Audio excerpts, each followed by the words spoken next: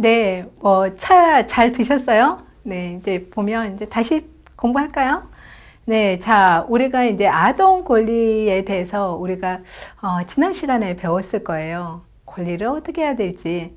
그러면 그 권리가 어떻게 됐는지를 우리 한번 살펴보도록 할게요. 일단 유엔 아동 권리 협약에 대한 구성의 내용에 대해서 한번 살펴보도록 할게요. 자, 유엔의 아동 권리 협약을 보시면 전문가 54개의 조항으로 이루어져 있어요.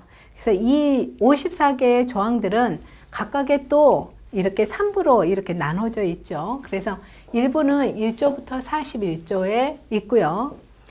실질적인 규정을 정해놨어요. 그리고 2부는 42조부터 45조까지 어떻게 아동 권리를 이해해야 될지를 설명해 놨고요. 3부에서는 46조부터 54조는 부칙으로 어떤 것들이 있다라고 구성이 되어 있어요. 그래서 토탈 54개의 조항으로 이루어져 있는 것이 유엔 아동 권리 협약이기도 해요. 그래서 아동의 정의, 일반의 원칙, 또 자유의 어떤 권적인 권리, 사회권적인 권리, 협약의 이행 방법, 이런 것들이 내용으로 구성되어 있습니다.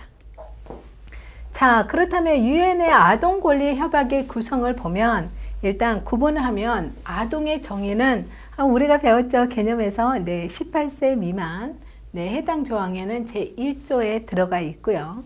일반 원칙에서 보면 무차별 아동의 이익의 최우선, 또 아동의 생명, 또 우리가 아까 보면 1조부터 이런 권리에 대해서는 실질적인 조항이라고 그랬죠. 그래서 일반 원칙에 다 나와 있는 거예요. 그래서 이러한 아동의 생명이랄지 아동이 생존할 수 있는 것, 또 발달에 대한 보장, 또 아동들이 선택할 수 있는 의사 존중, 이런 것들이 일반 원칙에 들어가 있고, 이 원칙은 제2조, 제3조, 제6조, 제12조에 들어가 있는 것이죠.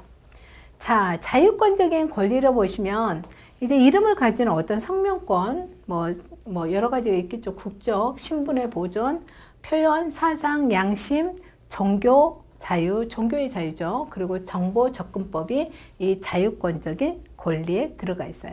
해당 조항은 제7조, 8조, 13조부터 17조, 37조항에 들어가 있는 것이죠.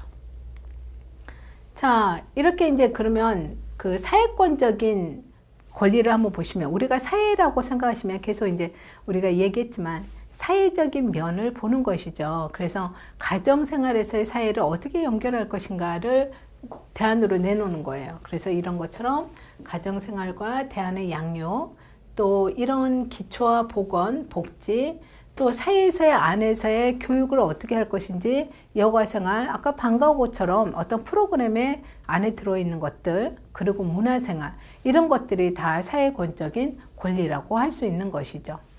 또 특별보호조치라고 하는 것은 이제 아동들에 의해서 보호조치되는 내용을 이야기하고 있습니다.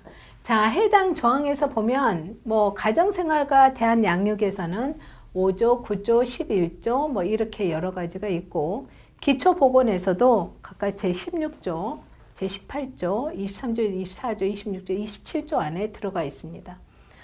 우리가 이제 사회권적인, 아까도 말씀드렸듯이 사회 안에서의 권리를 존중해 준다 해서 보면 교육이 굉장히 우선시 되고 있죠. 그런 것처럼 28조, 29조, 제31조에 교육에 대한 내용이 있고요. 특별보호조치 같은 경우에는 22조, 32조, 34조에서 40조에 있어요. 또한 그 협약의 이행 방법에서는 당사국 위원회의 의무이기도 하고요.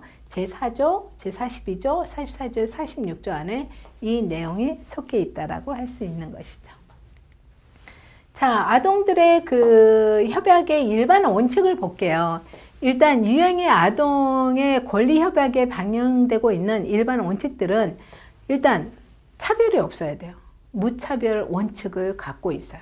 그래서 이런 무차별적인 원칙과 아동이 최우선적으로 돼야 되는 아동 이익의 최우선주의가 있죠. 또 아동의 생명, 이제 어떻게 생각하면 아동의 생명이 없으면 권리가 아무 소용이 없는 거예요. 그렇죠. 그렇기 때문에